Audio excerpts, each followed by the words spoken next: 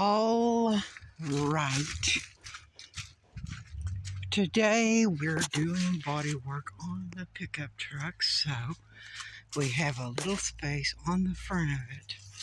We're working on, we have both of the rear quarter bedside wheel arches to do.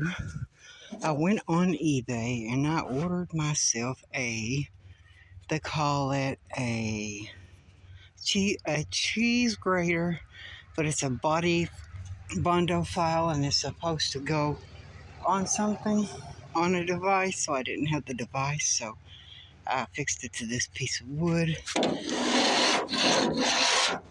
You sand down your Bondo, and I got this really cheap. It's a block and you have adhesive backed sandpaper on this lightweight block. It's not an expensive one, it's just a cheap one, so long block. So I'm preparing this for the epoxy primer that I'm going to use. I'm going to use epoxy primer.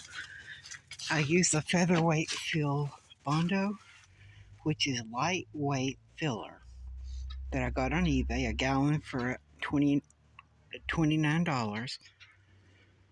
So I got that. So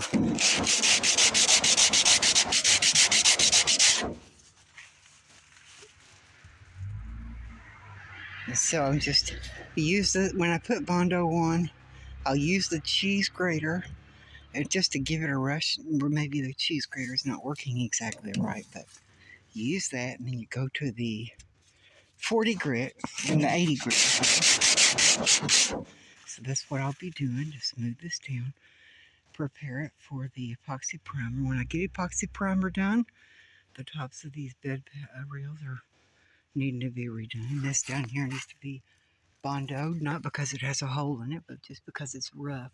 It's got dents in it, and I want to kind of knock out these dents. So the welding is already done. I sanded down the rusty places, putting Bondo in there.